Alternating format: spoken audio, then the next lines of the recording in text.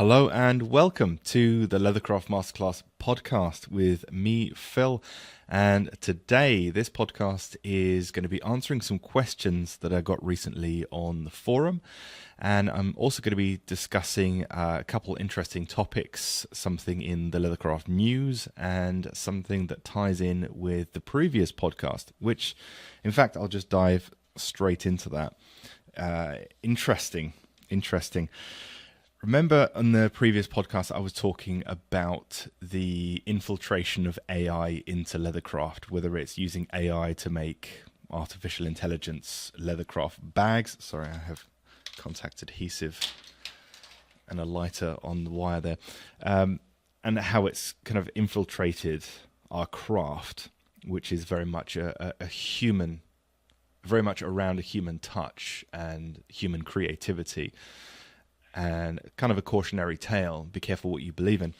Now, I do get bot comments on the forum, which is really annoying, but it's part of having an open forum where you don't actually have to be a member to read the forum. You need to be a member to post on it, which is free to do for anybody. But having an open forum, you are open to bots. I mean, you see them all the time on things like Reddit and other famous forums, but you can't get around it. Recently, I've received comments that are very closely resembling a human. And what they're doing now, instead of just putting spam words that don't make sense and then throwing a link in there from somewhere else, because the more your website's linked on Google, the higher the ranking can be. That's basically what's happening. What they're doing recently is they're using artificial intelligence to answer questions on a forum, and they're not posting links or trying to do anything. First of all, they're like a Trojan horse.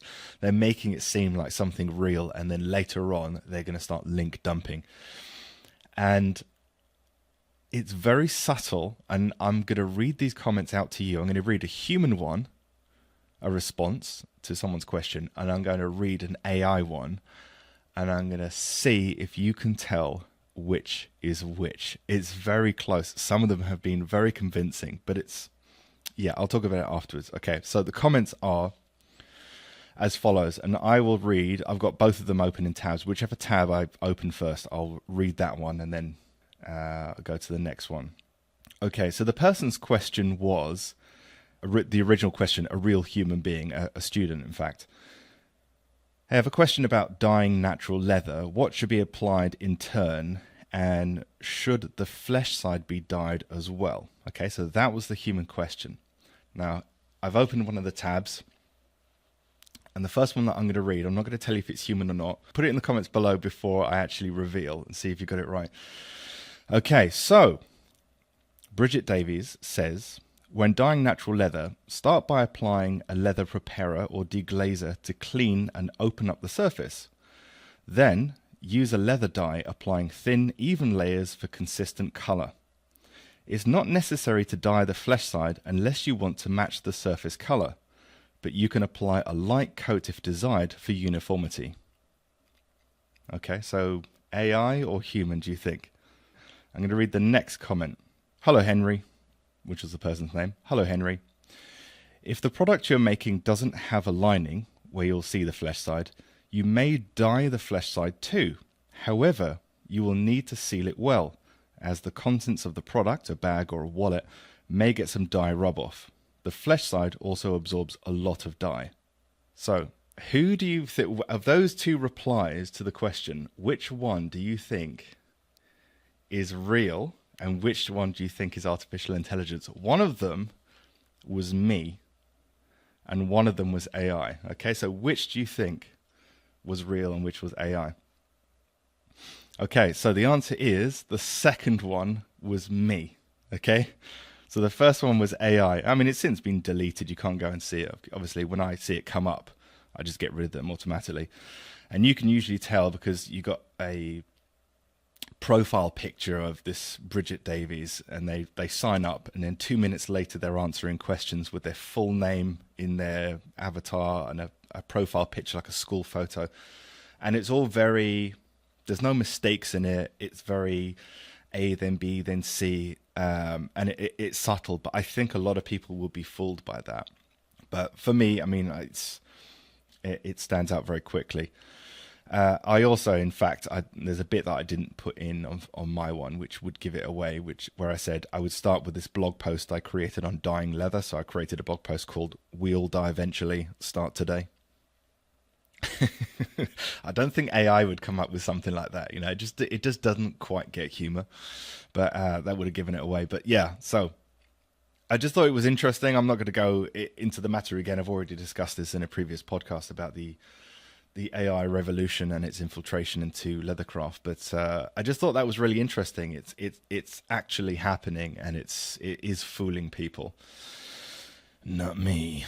Okay, but just in case anyone is interested in the question about dyeing leather, obviously I have a blog, but I never assumed that somebody would also want to dye the flesh side, because I've done it before and it just absorbs all the dye. It's really annoying. So in my mind, I sometimes forget that people haven't tried this before. But yeah, if ever you want to dye the flesh side, I wouldn't recommend doing it on natural veg tan. In a way, it absorbs so much, you'll use up the entire bottle. It'll take forever to dry.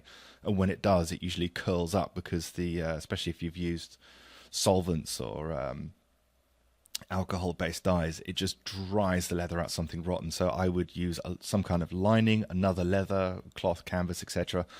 Or better yet, just buy the color that you want directly from the tannery. I know some people like the idea, and it is economical at first to buy undyed natural veg tan and then start purchasing dyes to create whatever color you want. But you generally are going to need to line it or double side it or something to hide the flesh side, unless you want to make a feature of that, of course. But yeah, I would never put dye on the flesh side because it just absorbs so much and dries it out, especially if the leather is thin. And if you're using anything, to be honest, under 1.5 millimeter, especially close to a millimeter, whether you dye both sides or one side, it usually really dries the leather out. It works better on thick leathers, even if you condition it. Okay, so in, I guess you could say, Leathercraft news, Warsaw Leather Museum, okay, not Warsaw, which is in Poland, Warsaw Leather Museum, it's a mouthful, is under threat from the local council. So somebody reached out on, I think it was Instagram, and mentioned that they're closing it down. Now, I'm ashamed to say, I live in England, but I've never visited the museum before. I think it's probably about 5 or 6 hours away from where I live in the southeast of the UK, so it's a ways away, but I've always meant to, but finding the time is quite difficult. But it's been there for a long time, and in fact it was a leather factory, I believe. But Warsaw probably has more leather making history than any other part of the UK that I can think of. So there is a petition on change.org and on YouTube, and if I remember to do so in the show notes, if you're listening on a podcast, I will put in the link to that so that you can sign the petition, because the more signatures they get, the more chance they have. They're not actually going to close it down. What they want to do is move it into another building to make use of the building that it's in. It's actually a really nice building and large, so I can kind of see why the council want to use it for something that's probably more profitable. But unfortunately, that's wiping out of a lot of history and heritage and people that absolutely loved the museum itself. And I'm pretty sure they're not going to move it to somewhere just as grand or just as big or just as good. It's probably going to be somewhere that's going to be smaller and not quite live up to the leather museum that is currently in place. So if you want to help out, change.org, I'll link that below. I think there's only a few days left from publishing this where you can actually sign it, where it can do any good. So I've already done so. So if you want to help them out, that would make a difference. Okay, so moving on to the next question. And this is another question from the forum. And in a nutshell, it's vegetable tan leather that shows scratches easily. And I believe the person was asking what they can do about it, if there's something that can be done to stop it from scratching. The short answer is generally no, because if the leather is prone to scratching, there's not a lot that you can do other than, I don't know, sand the surface and then paint it with something.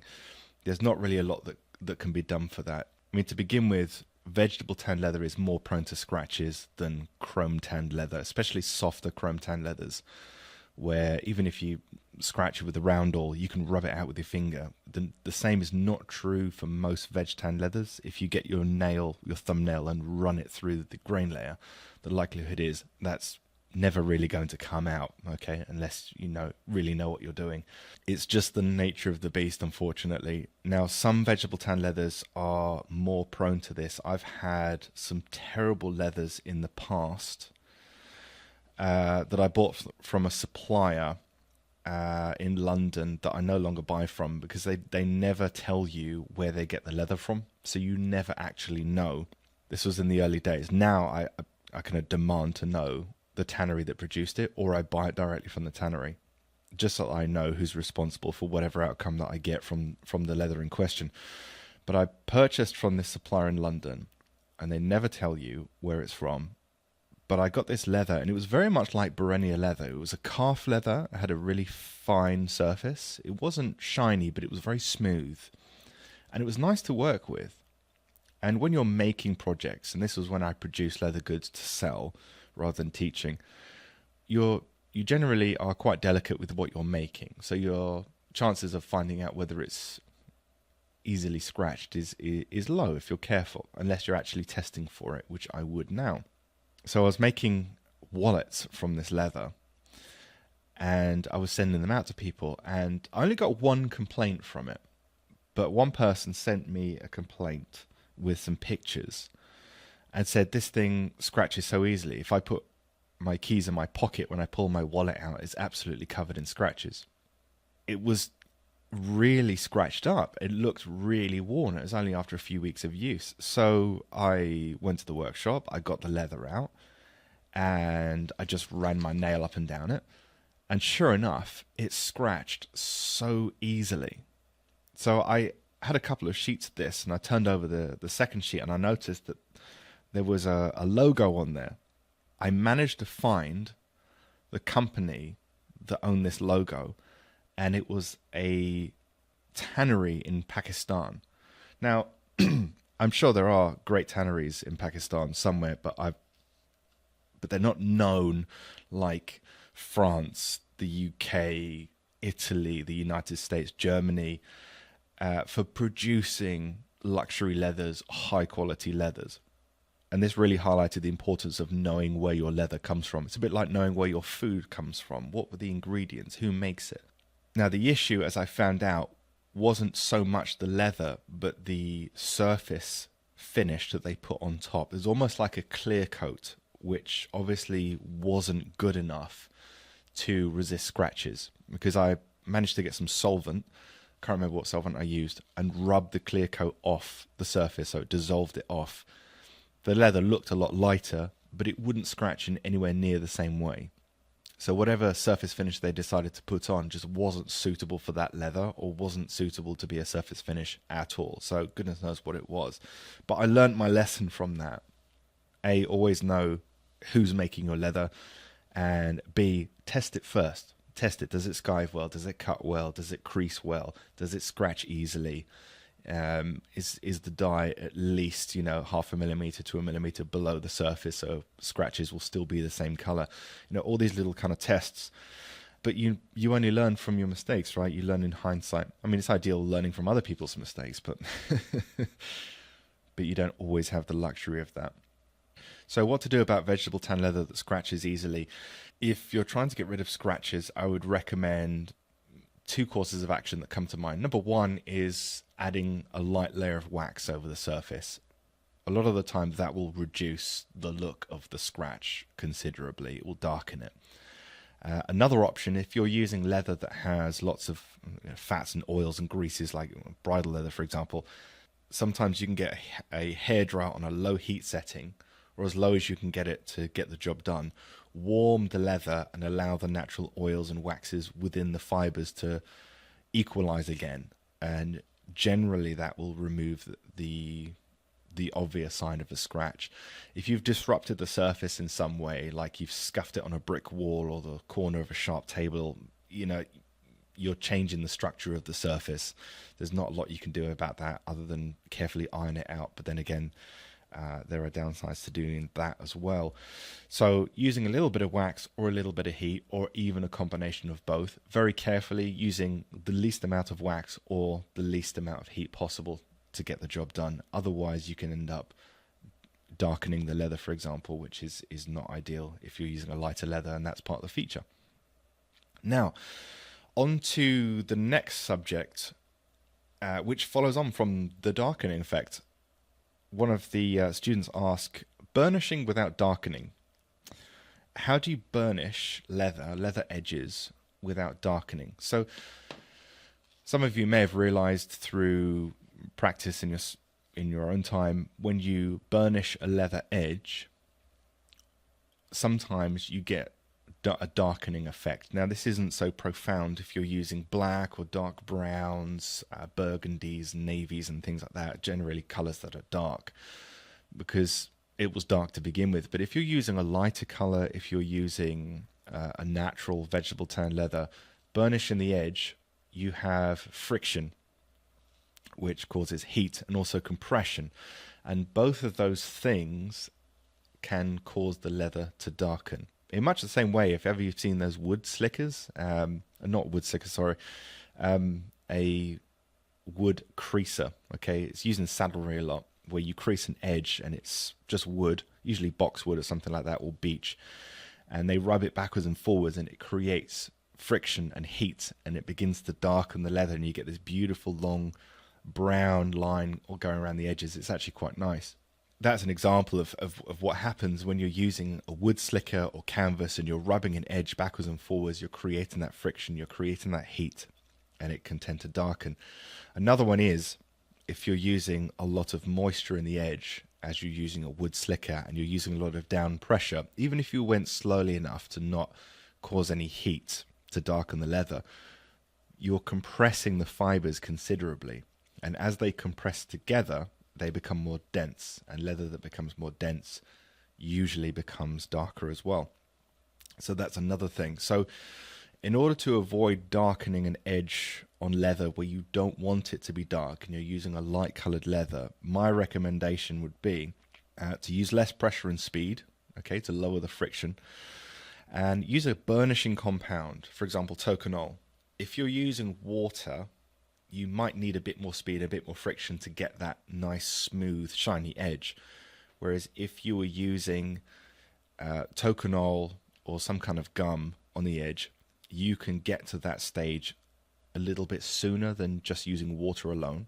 Canvas or wood slicker, that really depends, if I'm honest. If you're using canvas, you have more surface area and you have the chance to build up more heat.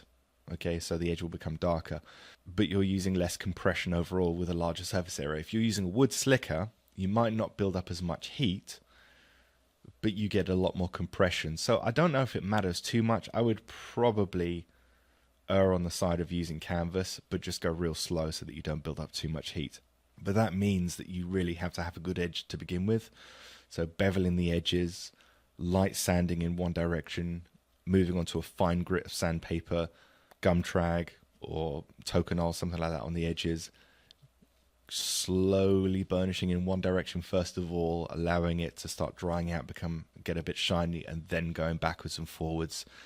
If that's not acceptable, going back to a real fine grit of sandpaper, we're talking 2000 grit or more, sanding the edge again with gum, again with the toconol, whatever you're using, then going back into the burnish, and you can eventually build up a really nice edge that hasn't darkened, or very little at the least. So in all honesty, an edge that you don't want to darken probably involves more sanding than it does burnishing. Now, the last question that I got on the forum is an interesting one. I'm not really going through the question too much because it's more the issue that I want to talk about with you guys. Somebody posted an issue with Viledon. Okay, so some of you know what that is. Those who don't know what Viledon is, I believe it's made by a company called Freudenberg, if I'm pronouncing that correctly. It's a German company, and they make reinforcements. And Viledon is very popular for watch strap reinforcements, many high-end brands use this, is a very thin piece of reinforcement that goes in the watch strap, and it prevents it from stretching and keeps it dimensionally very stable. And it usually goes between the outer layer, the filler, the lining on the inside, and then the whole lot gets stitched in and the edges are finished or turned or whatever you're using. Viledon is very good for that. It can be difficult to glue because it doesn't absorb very well. So it, for example, using PVA glue doesn't really work. Using water-based contact adhesive doesn't really work. It's more of a solvent-based. In fact, I use a little bit of fine grit sandpaper just to roughen the surface before putting it on. Excellent stuff. 0.2 millimeters thick, so very, very thin, doesn't really add a lot of bulk, but does add a lot of strength. It's non-woven, it's fused, it's bonded, you can stitch through it, you can even skive it if you need to for whatever reason. Now the issue is the student came onto the forum and said, I've been trying to use Viledon, I've been using a water-based contact adhesive, and I've put it onto the Viledon, but it's soaking in so much that I'm having to use lots of glue, and it's taking forever to dry, and when it does, it's not sticking. It's not sticking to the other substrate, whether that be other reinforcement or leather. It's not sticking to it like contact adhesive should do when you apply it to both parts and pair them together. Now, from experience, this sounds like the effect you would get if you use water-based contact adhesive on, say, cloth. It tends to soak in and move away from the surface very quickly, and then you have to use more because it's so absorbent, which takes forever to dry, but since it's moved away from the surface, it then doesn't stick. Now, this doesn't sound like Viledon. This doesn't sound like what I've used before, and it appears that there are two types of Viledon, unless people are spelling it incorrectly, but I've seen it for sale, people saying that this is Viledon, and I'm looking at it in the images and I can see that it's see-through. I can see that it's a very porous, non-woven fabric-like reinforcement, and others are selling something that I recognize as Viledon, which is more like, it's not plastic-like, but it's probably more like a plastic sheet, if I'm honest. That's what it feels like a firm plastic sheet. I actually believe it's made from non-woven polyester. But whatever the case, there seem to be two spellings online. Viledon and Velodon. Okay, so Viledon and Viledon. I know the second one quite well. I don't know if they've changed the name. I don't know if some suppliers are naming it incorrectly. I don't know if there are two versions of this. But all I would say is if you're ordering from a supplier, you want to reinforce watch straps, bag handles, shoulder straps, belts, or anything that you want dimensionally stable and non-stretch. See if you can get a sample first. If it's porous and it absorbs glue and you can blow through it, okay, like a tea bag, avoid that. That's not what to use in those scenarios. If it's non-porous, you can't see through it, you blow at it and no air comes out the other side, okay, it's not porous. That's the stuff to use. It's firm, it's strong, you'll know it instantly. So I just thought I'd put it out there because I've never seen that before, and I thought maybe the person had got confused, but it appears that they haven't, and there are several sellers online selling Viledon, and it's this teabag looking material. It's not bonded or fused in any appreciable way, at least not to the point where you could use it in watch straps, and it's going to be an absolute nightmare to try and use with adhesives. So that's something that I wanted to put out there just to be aware of for those of you that do like to use reinforcements like that. Some people like to use it on the exterior of a wallet as well. Makes it very dimensionally stable, but it's absolutely dynamite for watch straps. So be aware of that. Ask a supplier or a seller for a small sample, even if you have to pay the shipping fee, just so that you can look at it and feel it and you'll instantly know. Because sometimes images, if it's not a sharp image, if it's not a close-up macro shot, it's very difficult to see what you're working with. And many times, no offense, but some of these suppliers don't know their arse from their elbow. They don't know the technical differences. They wouldn't know what it could be used for. They just say, this is what it's called and we have it in stock. Do you want it or not? That's about the extent of their knowledge. So it depends on the supplier, of course. Some are good, some are not so great. But don't rely on a supplier's description of something. Request a sample, even if you have to pay postage, and you'll know instantly whether it's the real deal or not. If you're not sure, you can always take a pic and send it to me, or describe it if you can't take a close-up, but most phones can take a close-up these days, a macro shot. So that is it for questions. Some interesting topics about AI. The infiltration has happened, and it's happened to me. We have the Warsaw Leather Museum under threat from being moved somewhere that it probably shouldn't be moved to. Linked below is the link for change.org. How to avoid scratches or remove scratches or reduce the chances of scratches on veg tan, dyeing natural leather, burnishing without darkening, and caution when buying Viledon. Guys, thank you very much for listening to this. If you're watching or listening on YouTube, don't forget to give me a like and subscribe. And if you're listening to this on a podcast platform other than the Leathercraft Masterclass, don't forget to give me a like or a follow. Ladies and gentlemen, thank you for listening, and I will see you in the next podcast. Take care.